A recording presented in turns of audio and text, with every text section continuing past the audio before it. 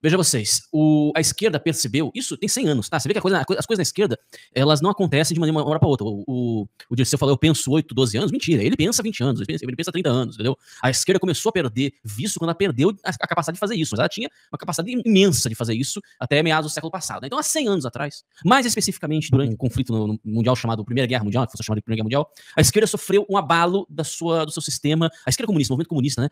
Sofreu um abalo do seu sistema de pensamento. Por quê? Porque até então, era quase canônico, era dado como certo, como dogmático dentro da esquerda, que um conflito generalizado entre as nações resultaria num levante internacional do proletariado.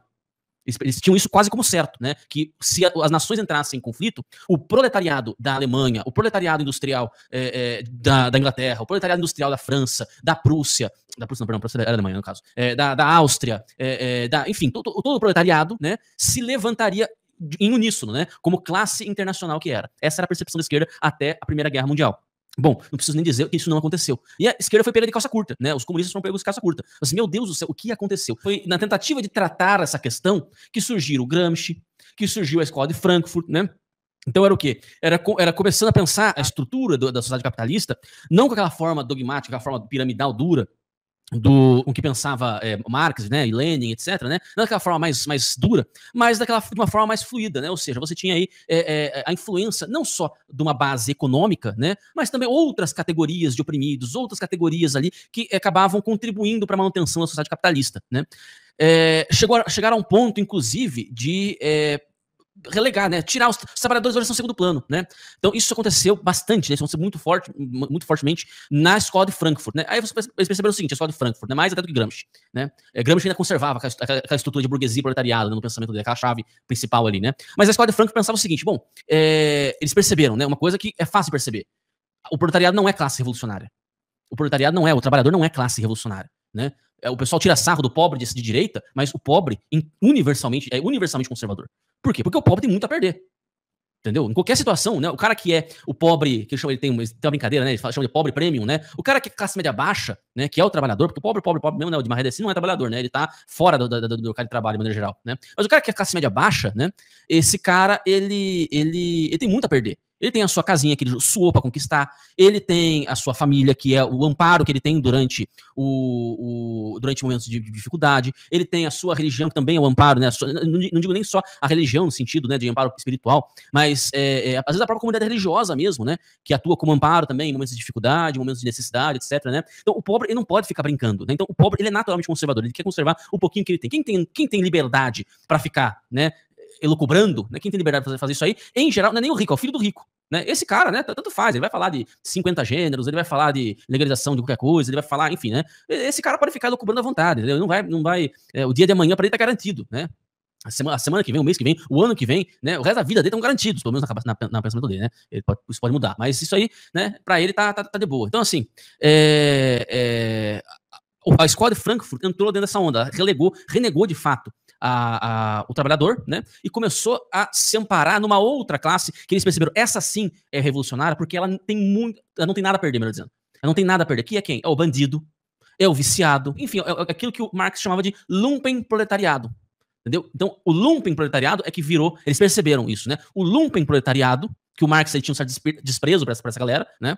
O lumpenproletariado é quem é de fato uma classe, um grupo revolucionário, não uma classe, né? Em sentido estrito, mas um grupo revolucionário, né?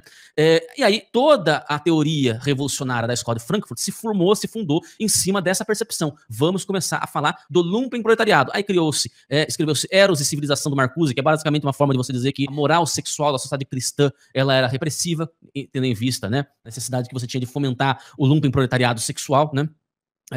Você apareceu com as ideias de legalização de drogas, e, enfim, companhia limitada, tendo em vista o incentivo, né, ao lumpenproletariado narcótico, enfim, né, todo esse trabalho da Escola de Frankfurt foi se voltando especificamente para essas categorias, né, O PSOL, ele eu vou até, se me permitir, Alan, vou até fazer um reparo no que você falou, né? O diferencial do PSOL do PT não é tanto essa questão de ser mais, querer mais rápido, ser mais reformista, enfim, não é nem tanto essa questão. O que diferencia o PSOL do restante da esquerda é justamente que o PSOL, ela é uma esquerda eminentemente frankfurtiana. Quase não há marxistas no PSOL de fato, né? Quase não há marxistas linha dura no PSOL, coisa que, por exemplo, né, a gente já leu já uma vez, né, uma crítica do Rui Costa Pimenta, né? muito bem feita, né, do ponto de vista marxista, né, muito bem feita, né, uma crítica ao PSOL. Assim, o PSOL, ela é a esquerda pequeno-burguesa. E ela tem certas vantagens sobre o restante da esquerda, né? Ela tem potencial de crescimento muito grande, né? Por quê? Porque ele vende um produto muito atraente, justamente para quem tem muita liberdade de ação, que é quem? É o filho do rico, entendeu? Por que ele tem liberdade de ação? Por quê? Ele tem muito recurso à sua disposição, né? E quase nenhuma responsabilidade, essa é a verdade. Quase nenhuma responsabilidade. Então, assim, quem tem muita liberdade de ação e quase nenhuma responsabilidade pode se dedicar à revolução o tempo todo. O resultado disso é o PSOL. São os coletivos, as universidades. Hoje em dia, as universidades todas, né, todas elas, a base de alunos, ela é muito mais pissolista do que petista. Quase não há mais petista. Óbvio, né, um grupo de petistas, né, mas, em geral, né, os playboys da esquerda, como diz aqui o Bob Stora, né, os playboys da esquerda são todos pissolistas. Bom, é só você perceber o seguinte, né, a Marielle Franco, né? A Marielle Franco que foi assassinada em 2017, 18, agora não me lembro. Qual que foi o principal área de votação dela? Leblon. Quem é do Rio de Janeiro sabe o que eu tô falando. Leblon, meu Deus do céu. Entendeu? Você acha que a Marielle Franco ia votar na periferia? Não era nunca. Não era nunca. Isso era grife. Entendeu? Essa história de periferia deles ali é grife. Nós estamos ajudando na divulgação da rifa solidária da Casa Santa Diana Beretta Mola, tá certo? Essa rifa solidária, né, você entra no link aqui na descrição, e você concorre a um iPhone 14 Pro Max. Então, mas é só uma rifa do iPhone? Não. Através dessa rifa, você ajuda a Casa Provida Santa Diana Beretta Mola. O que é a Casa Provida Santa Diana Beretta Mola? É uma casa lá na região metropolitana de Niterói, que acolhe mulheres grávidas em situação de risco. Mulheres grávidas em situação de risco. Então, a mulher, ela está na rua, ela tá, ou o marido, né, tá querendo que ela, enfim, botou ela para fora de casa, ou eventualmente ela se envolveu com um cara casado, o cara tá querendo que ela pratique uma violência contra o filhinho dela que tá ali na barriga, ou ela tá sofrendo assédio de ONGs, né, que querem que ela pratique aquela violência contra o filhinho dela que tá na barriga, entendeu? E essa Casa Provida acolhe essas mulheres, dá casa para ela, dá estrutura para ela, dá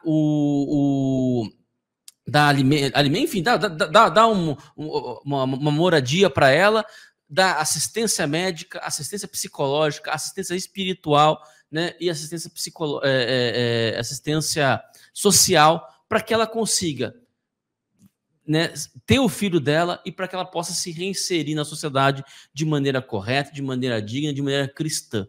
Tá certo? Então, gente, olha, não tem situação mais dramática do que a de uma mulher grávida abandonada.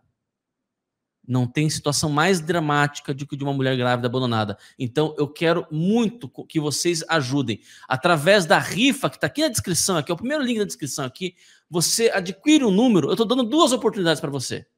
A primeira é a de ajudar. E a segunda é de eventualmente ganhar aí um iPhone 14. Tá? Mas eu acho que o prêmio é o de menos, essa história toda.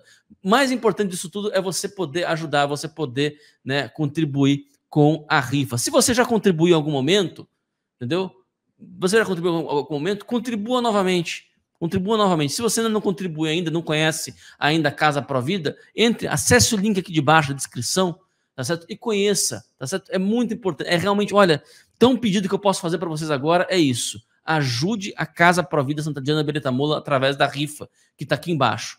É muito importante mesmo. A gente vai vender essa rifa ali, eu acredito que ao longo desse ano inteiro, para que no final do ano a gente possa pegar esse montante e entregar para eles, entendeu? E dar um presentão para eles, entendeu? Eu conto com vocês, eu conto com cada um de vocês, tá certo? Muito obrigado a todos vocês que ajudaram, muito obrigado a vocês aí que nos auxiliaram.